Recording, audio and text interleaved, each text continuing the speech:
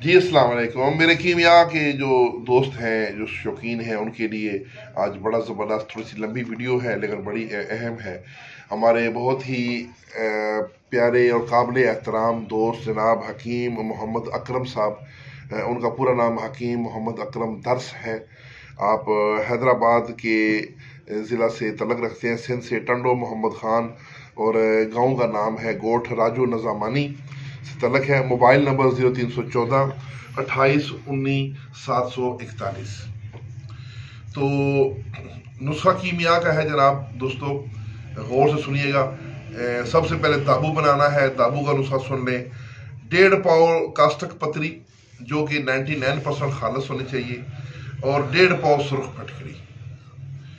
तो ऐसा करना है कि फटकड़ी को पीस कर कास्टक में मिला के इनको फिर इसमें थोड़ा थोड़ा करके तो 3 पाव पानी उसमें मिला दें, और तो उसमें जोश पैदा होना शुरू हो जाएगा। तो वो जोश जब आहिस्ता आहिस्ता कम होगा तो उसके बाद आपने इस लिक्विड को उठा के आग के ऊपर रखना है। आग पर उसको गर्म करेंगे तो आहिस्ता आहिस्ता वो जो उसका पानी है वो उड़ना शुरू हो जाएगा।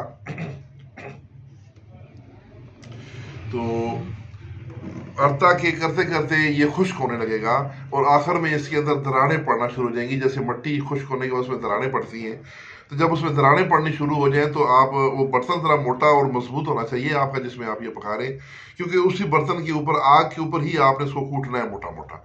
जब इसको कूटेंगे और या इसको फिर फ़ौरन उतार के आग से गरम गरम इसको कूट लें, और इसको गरम गरम ही इसको फ़ौरन छान लें।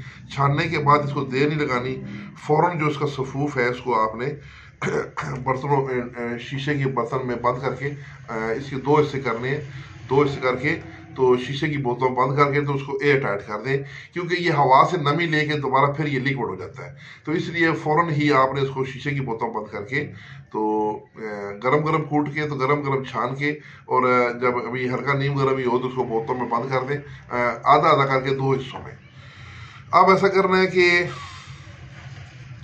दारचिकना आप ले लें 1 तोला,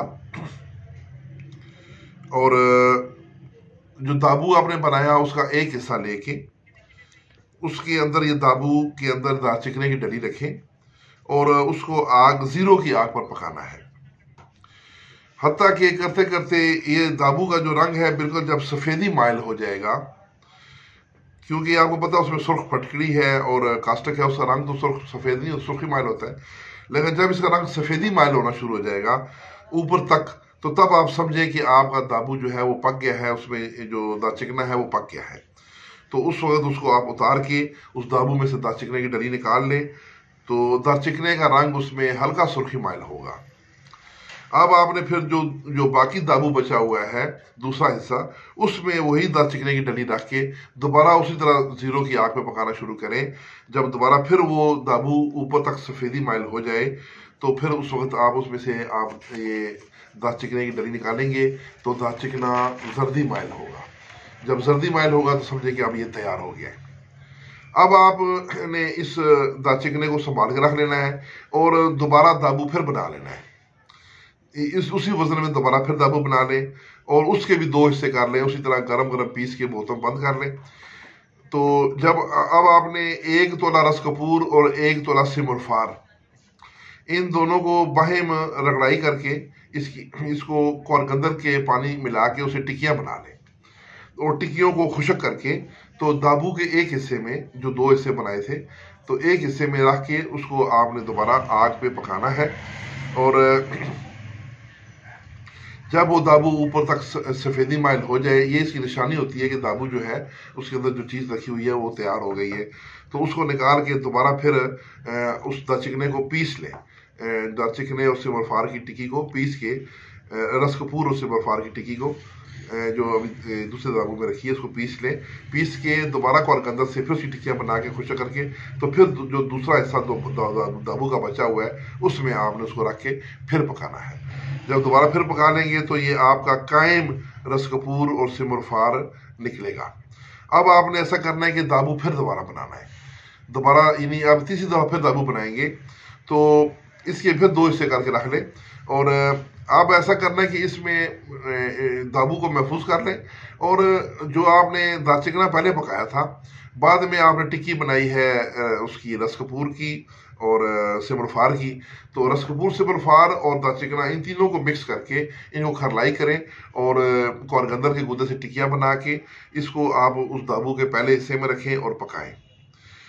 तो उसी तरह फिर आप दोबारा फिर उसको दूसरे हिस्से में डाल के रख के पकाएं।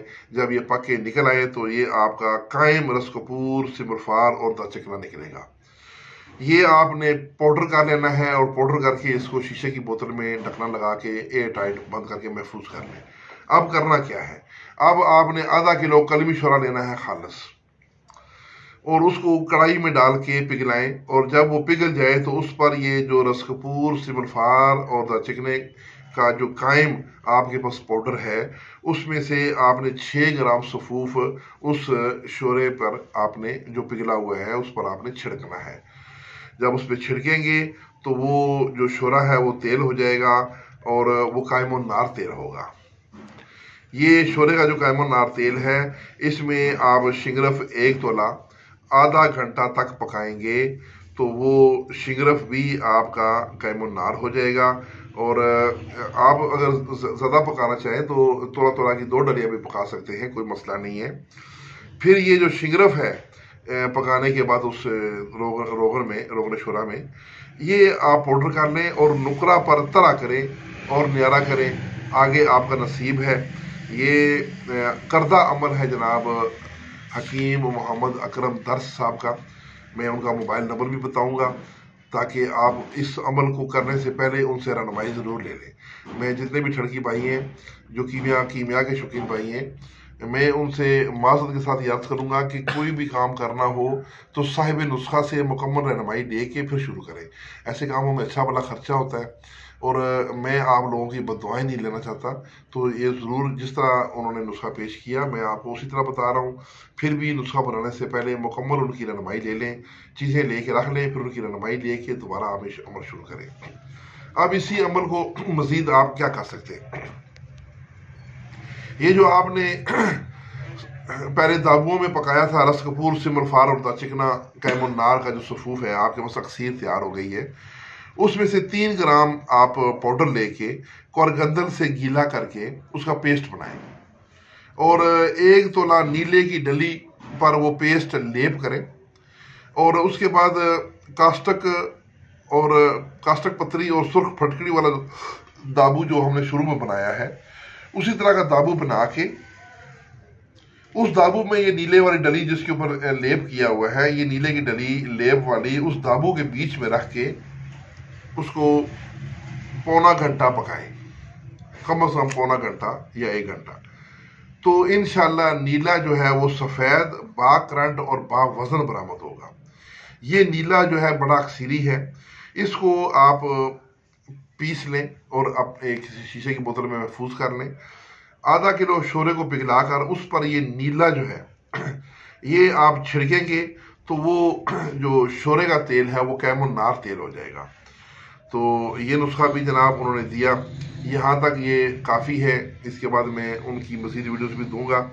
नंबर दोबारा सुन लें जनाब हकीम मोहम्मद अकरम दर्स साहब का 0314 2819741। दोबारा उर्दू में सुन लें 0314 28 19 741। हकीम मोहम्मद अकरम दर्स फ्राम हैदराबाद सिंध। इसके साथ ही इजाज़त, वस्सलाम।